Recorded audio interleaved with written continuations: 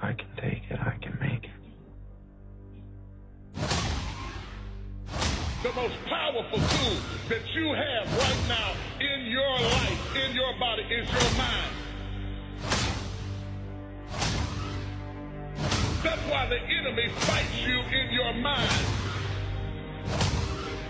The devil doesn't have to tie you up for you to be bound. He just has to tie up your head.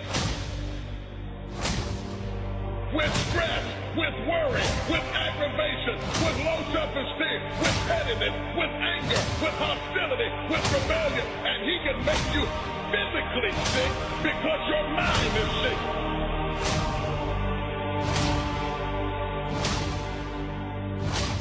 Lay your hands on your head and say, give me a new mind. Give me a new mind means give me a new perspective. Give me a new perspective. Give me a new way of looking at my situation. Give me a new way of looking at my circumstances. Get my mind ready for this year, because when I get this year, there's going to be blessings, there's going to be miracles, there's going to be opportunities. Oh yes, there's going to be some struggles, there's going to be some challenges, there's going to be some tests, but even the struggles are an opportunity for me to show off the victory if my mind can handle the change.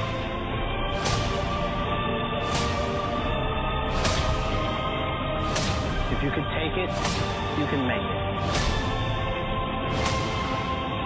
You can take it, you can make it. All right, you train, you fight way harder than those other guys, and you win. You get out from under. You can take it, you can make it. You can do this. Just gotta believe you can. There's some things I'm not taking with me in the new year. Everything that's inflexible and everything that's not ready and everything that's backwards and everything that's negative and everything that's condescending and everything that's carnal and everything that's holding me back, I refuse to take it over into another year and waste another new year with an old mind. Don't shape yourself around the comings and goings of this world. Don't shape your opinions and your attitudes around circumstances that you cannot change. If you go into another year and waste another year with the old mentality while somebody's in the hospital begging God for the opportunity that you have right now, you're going to step into this moment.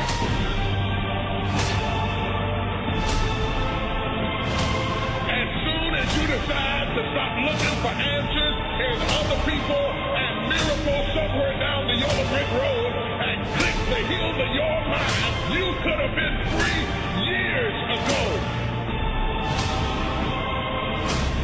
You can get your mind out. You can get your money out. You can get your family out. You can get your job out. You can get your career out. You can get your health out. You can get your prosperity out. If you can get your mind out, no devil in hell, no weapon formed against you, no enemy that hates you, no witch that hates you can stop you from being free. If you can get your mind out, grab yourself by the head and say, we're coming out of this. Tell them I'm coming out head first.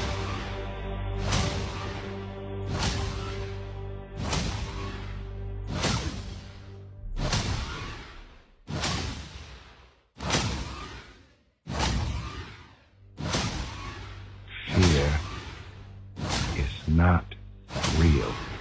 The only place that fear can exist is in our thoughts of the future. It is a product of our imagination, causing us to fear things that do not at present and may not ever exist. We are all telling ourselves a story.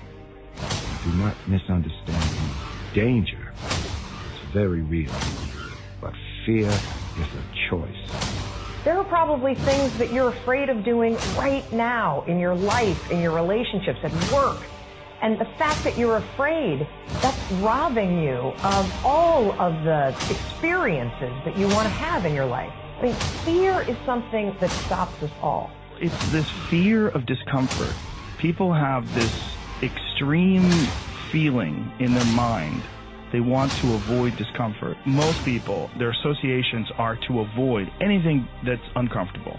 But it's so illogical, because when you look at comfort and you look at success and progress and the feelings of accomplishment and of getting past certain hurdles in terms of like how you feel about life, a lot of those are connected to discomfort. Like, discomfort is your friend. The only way to deal with fear that I've found in my life is a couple ways. One of those ways is to turn it on itself and ask yourself, what am I afraid of? If I'm afraid of that, I got to be more afraid of what I'm going to miss out on. So you got to say, okay, what's the price if I just stay doing this? What's the price? What I need to really get scared if I learn all this and I don't follow through. And then that fear will get you over your fear. It will push you through. Turn fear on itself. I'm gonna sit myself in my rocking chair. I'm 85 years old. I'm looking back on my life, and I say, I didn't do this, or I did. Fear of failure is good. Fear of failure will keep you up at night, planning and rehearsing. Fear of failure will keep you training hard. It'll stop you from cutting corners. Fear of failure will keep you working and thinking and striving and relentlessly trying to be more prepared for battle. I want you to be afraid of failure. I want you to be terrified of sitting on your ass and doing nothing. That is what I want you to be afraid of waking up in 6 days or 6 weeks or 6 years or 60 years. And being no closer to your goal, you've made no progress. That is what you need to be truly afraid of. One of the real reasons we don't do the things that frighten us is because we are afraid of being judged. We are afraid of failure. We are afraid of success. We are afraid of stumbling. One of the reasons we don't really step into our heroic nature as human beings is because we're attached to the outcome. And so just developing the philosophy where you live in the moment, you do the things that frighten you, and you don't really worry about what happens. That will develop a sense of fearlessness and a sense of bravery. The breakthrough happens by conditioning your mind every day, by feeding it a role model or a story. It's putting yourself in a peak state and you follow through by getting physically strong. It's creating a little ritual of doing a little bit each day, and then you get momentum. Get up and go. Take the risk, take the gamble, take the first step, take action. And don't let another day slip by.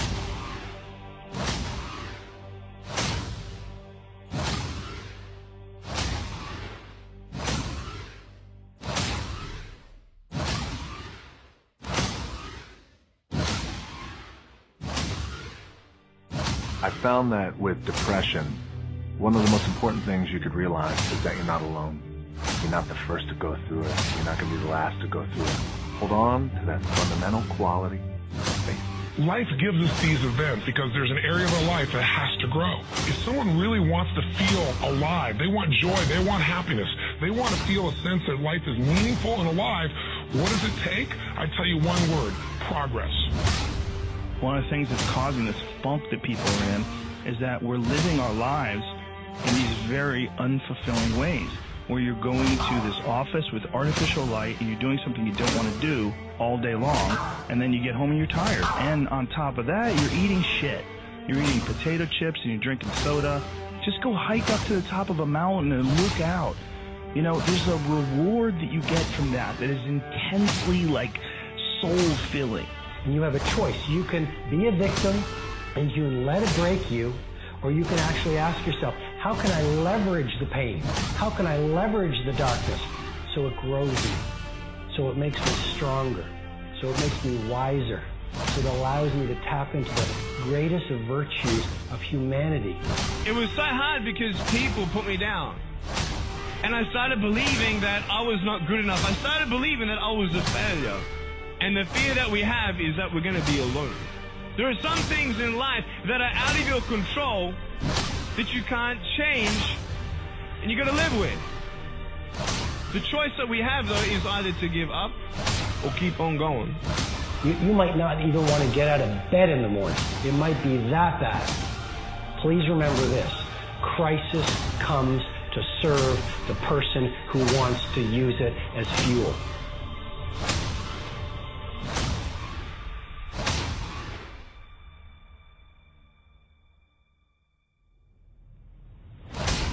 When things go wrong, they always seem to happen at once, and they just compound. And it's pretty easy sometimes to feel beaten, but that doesn't mean give up. In fact, it means the opposite.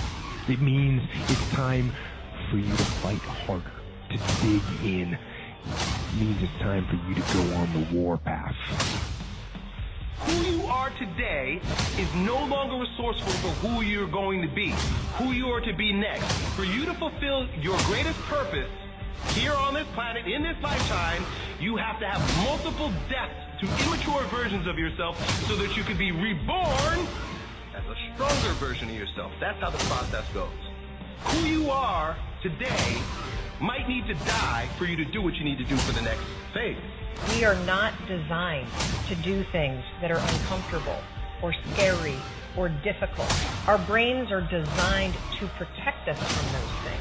And in order to change, in order to build a business, in order to be the best parent, the best spouse, to do all those things that you know you want to do with your life, with your work, with your dreams, you're going to have to do things that are difficult, uncertain, or scary.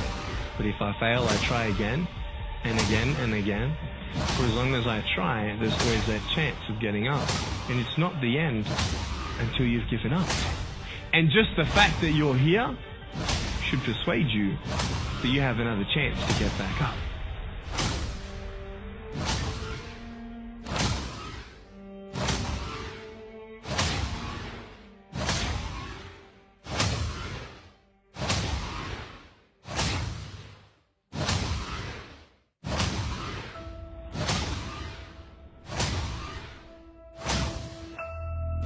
When we close our mind to what is possible for us, closes off the genius that resides and lives in each and every one of us.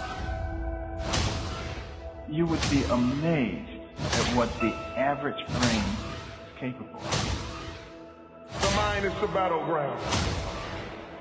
The fight is in your mind.